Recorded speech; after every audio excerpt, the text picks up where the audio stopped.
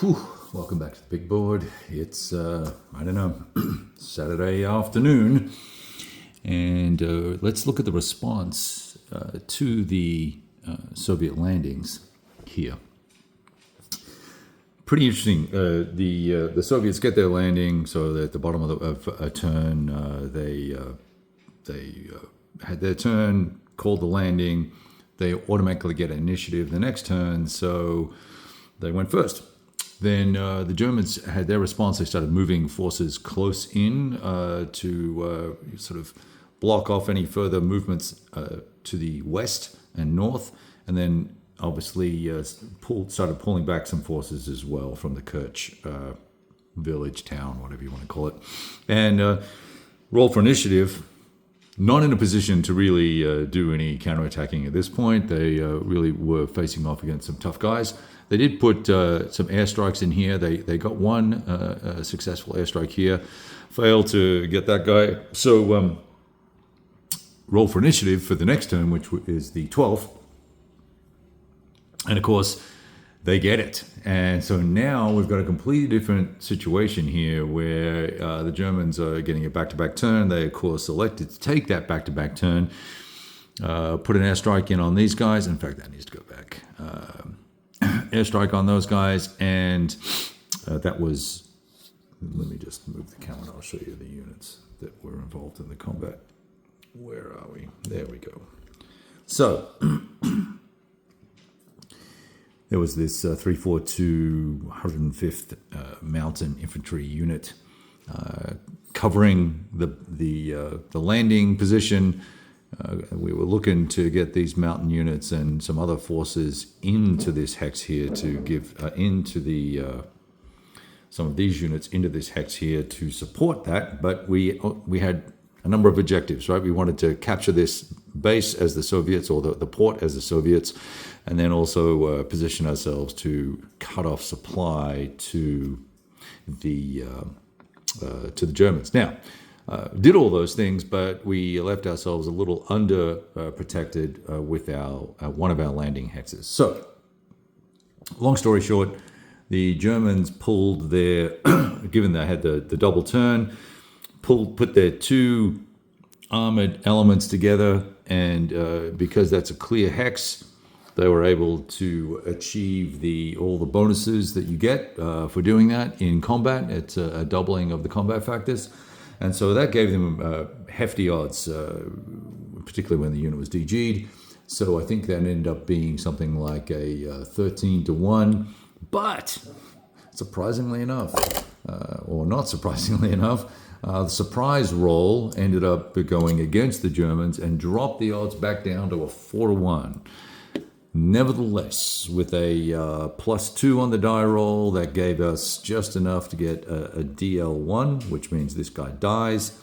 But I had the AO1 result, so I had to elect, if I wanted to advance into this hex, I had to elect to take the step loss. So we did that because it's critical, right? We want to remove all this supply so that we try to capture some. We captured 1 T. But there you go. So that was the response. And in the meantime, you'll notice I left, as the Axis player, left 1 division here in Kerch. It's reduced. I think it's down to a 2. Yeah.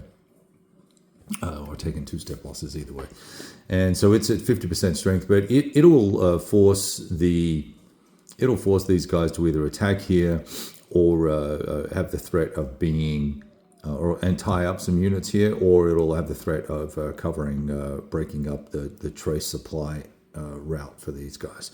So this is sort of a delaying maneuver, even though they're potentially out of supply. Because I have to double check here, but I don't think we can trace supply through this port until we capture Sevastopol. So he's ostensibly out of supply. Roll for attrition, he was fine. So that was pretty nifty. No activity on the western Sevastopol area. Just it's just a beatdown, and I need to conserve my SP in case my supply. So I'm pushing supply into here. I actually got a couple of really good rolls, back-to-back 11s for replacements. So I picked up an equipment, a PAX. So we reinforced two infantry divisions, so with two roles, reinforced two infantry divisions, picked up 2 SP in one turn and then 1.5 in the next turn. So we're feeling pretty good. We started pushing a few bits and pieces of supply here as a staging area. Well, shoot, I think that should be a 1, I believe. And then that allowed us to throw and move. We'll move bits down here, but then also do some throwing or pulling of supply from here and here for the combats. Which reminds me, I didn't take supply for the combats. I've got to take it from one place. 1, 2, 3, 4, just far enough. 2T. I did not do that. Nor did I spend the T actually. Well, it would have come out of this anyway. So out of here for the defense, we should have paid for the defense. Just got excited. Look, it's all about the result. I always do the paying for supply after the combat. It's just a thing. It's a bad habit, but it's a thing. And anyway, so there you have it. That's going to pop us to January 15th.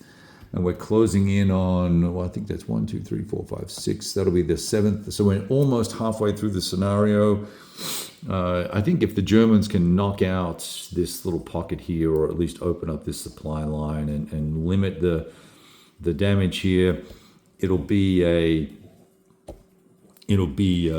close result. I'm not super worried about playing this out all the way. Given my lack of enthusiasm for this attritional combat going on down here, I was more interested in seeing what can happen with this invasion and seeing that sort of play out. And it hasn't gone very well. Would have been a completely different situation with our initiative system here.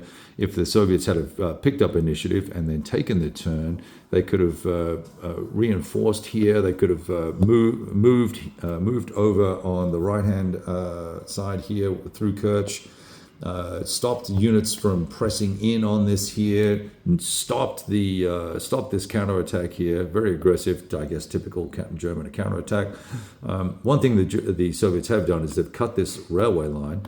So now everyone who is on the Kerch Peninsula is going to have to rely on throw for trace, assuming the ports are not available, just because of the way the rules work. Once a line is cut, it's cut, and it cannot be repaired in this particular scenario.